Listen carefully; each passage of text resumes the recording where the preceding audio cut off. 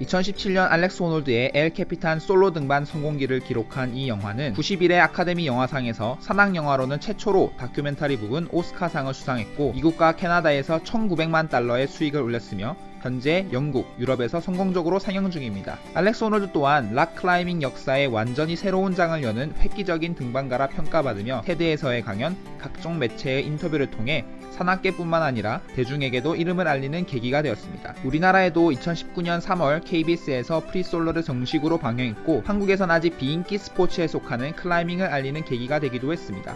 프리솔로는 등반 영화이기 때문에 등반 배경 지식과 용어를 이해하면 훨씬 더 재밌게 영화를 즐기실 수 있습니다. 그래서 이번 영상에는 프리솔로를 즐기는 데 도움이 될 수 있는 5가지에 대해 자세히 알아보도록 하겠습니다. 영화의 제목이기도 한 프리솔로는 안전장비와 로프 없이 오로지 암벽화와 손에 땀이 나지 않게 하는 초크가루만 들고 홀로 암벽을 오르는 것을 말합니다. 보통 15m 이상의 높은 벽, 특히 이렇게 높은 암벽을 오를 때는 로프와 각종 안전장비를 반드시 지참하고 최소 2명이 한 팀을 이뤄 등반을 합니다. 한 명이 먼저 오르면서 장비를 설치하고 사고를 예방하는 작업을 하며 그동안 다른 한 사람은 위에 사람의 로프를 잡아주는 역할을 합니다. 추락 시 제동을 걸어주는 안전장치가 되는 것이죠. 5m 정도의 낮은 바위를 오르는 암벽 등반은 로프 없이 홀로 등반하지만 프리솔로라고 하지 않습니다. 프리솔로는 떨어지면 심각한 부상이나 죽음에 이르는 높이의 암벽을 로프 없이 오르는 것입니다. 알렉스 호놀드는 보기만 해도 아찔한 1000m 높이의 암벽을 프리솔로 등반했습니다.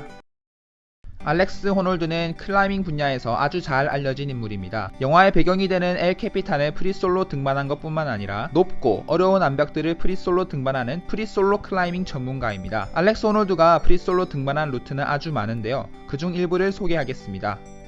첫째, 미국 요세미티에 위치한 엘 캐피탄 암벽의 난이도 5.11c 로스트럼 루트. 둘째, 요세미티에 위치한 워싱턴 콜럼 암벽의 난이도 5.11c 에스트로맨 루트. 셋째, 미국 유타 자이언 국립공원에 위치한 난이도 5.12d 문라이트 버트레스 루트. 넷째, 노스페이스 로고로도 유명한 요세미티의 하프돔 루트. 2008년도에 문라이트 버트레스와 하프돔 프리솔로 등반 성공으로 알렉스 호놀드는 클라이밍계의 스타가 되었죠.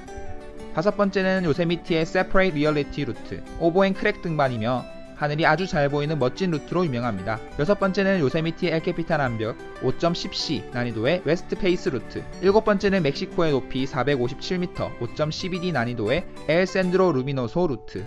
마지막 여덟 번째는 이 영화에서 알렉스 호놀드가 등반에 성공한 요세미티 엘 캐피탄의 높이 914m, 난이도 5.13a 프리라이더 루트입니다. 또 그가 이룬 업적들과 영화에서 보여지는 모습을 봤을 때 저는 알렉스 호놀드를 메슬로우 욕구 5단계에서 가장 높은 단계인 자아실현적 인간이라고 생각합니다. 행동의 특징이 단순하고 자연스러우며 가장됨이 없습니다. 단적으로 엘 캐피탄을 완등한 직후 무엇을 할 것이냐라는 질문에 그는 망설임 없이 행보드 트레이닝이라고 말하죠. 또 철학적, 윤리적인 기본 문제에 관심이 있으며 폭넓고 보편적인 가치관을 가지고 있습니다. 수익의 일부를 매년 기금에 기부하고 전기를 설치해주는 봉사를 하고 있죠. 혼자 있어도 상처받거나 불안해하지 않으며 고독과 혼자만의 생활을 즐깁니다. 그러면서도 마음이 넓고 깊은 대인관계를 유지하고 있습니다. 사랑하는 여자친구가 있고 진심으로 걱정하는 친구가 있으며 특히 소수의 사람들과 특별히 깊은 유대관계를 맺고 있습니다. 화물감과 경이로움, 새롭고 신비로운 체험을 갖고 있으며 악의 없는 유머 감각을 지니고 있습니다. 가장 중요한 것은 외부에서 얻을 수 있는 사랑과 안전에 의한 만족보다 자기 발전과 성장을 위해 자신의 가능성과 잠재 능력을 믿고 실행하는 사람입니다. 엘 캐피탄은 미국 캘리포니아주 요세미티 국립공원에 위치한 거대 화강암 암벽을 말합니다. 수직절벽의 높이는 900m에 달하고 엠파이어 스테이트 빌딩의 2배, 에펠탑의 3배, 자유의 여신상의 10배 높이입니다. 스페인어로 엘 캐피탄은 더 캡틴이란 뜻이며 우리나라 말로 대장바위라고 부를 수 있습니다. 1958년부터 많은 전문가들은 엘 캐피탄의 암벽 등반이 가능하도록 길을 만드는 작업을 진행하여 현재까지 약 100개의 루트가 만들어졌습니다. 100개의 루트 중 알렉스 호놀드가 엘 캐피탄을 오른 루트는 프리라이더 루트입니다. 프리라이더 루트는 30피치가 넘는 아주 긴 루트이며 슬랩, 다운클라이밍, 볼더링, 크랙 등반이 있어 다양한 등반 기술이 필요한 고난이도 루트입니다. 영화에서는 30개의 모든 피치 등반을 보여주기보단 알렉스가 등반하기 까다로워했던 피치의 등반을 부분적으로 보여줍니다. 이번 챕터에서는 알렉스가 오른 루트를 따라가보며 클라이밍 용어와 클라이밍 기술에 대해서 알아보도록 하겠습니다. 먼저 암벽 형태에 따른 클라이밍 용어입니다. 슬랩이란 약 70도 정도의 완만한 각도를 가진 바위벽을 말합니다. 페이스는 80에서 90도 경사를 가지는 직벽을 뜻하며 우리가 알고 있는 노스페이스 브랜드의 뜻은 북쪽 직벽이 됩니다. 오버행은 벽각도가 90도 이상으로 가파른 곳을 말합니다. 크랙은 바위에 갈라진 틈새를 말하며 크랙 등반 시 자주 사용하는 기술은 재밍으로 크랙에 손이나 발을 넣어 지지력을 얻는 기술입니다. 크랙 등반 시 자주 사용되는 또 다른 기술은 레이백입니다. 팔은 당기고 발은 밀면서 오르는 기술이죠. 심리는 사람이 들어갈 수 있는 넓은 바위 틈인 대형 크랙을 말합니다.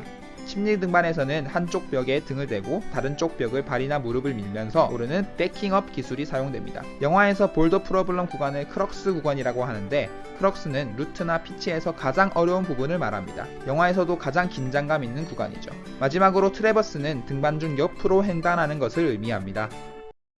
알렉스 호놀두는 엘 캐피탄을 프리솔로 등반한 최초의 인물이 되었습니다. 어떻게 그 높은 곳에서 4시간 연속으로 단 한 번의 실수도 없이 완벽함을 유지할 수 있었을까요? 그는 테드에서 그 비결이 시각화라고 밝혔습니다. 등반 전 개념들을 머리에 넣고 어떤 루트로 가야 할지, 어떤 동작을 취해야 할지 시나리오를 짜며 노트에 쭉 적어 나갑니다. 이후 같은 루트를 셀 수 없이 오르며 시나리오와 실제 등반의 차이를 메워 나갑니다.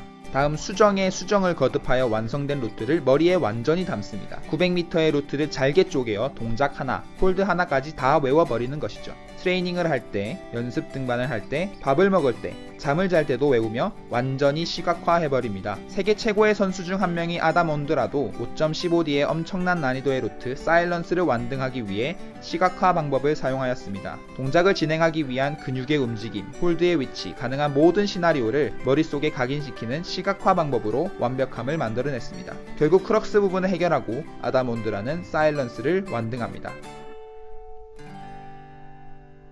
지금까지 영화 프리솔로에 대해 알아보았습니다. 이 영상이 프리솔로를 즐기는 데 도움이 되었으면 좋겠습니다. 클라임 투어 TV였습니다.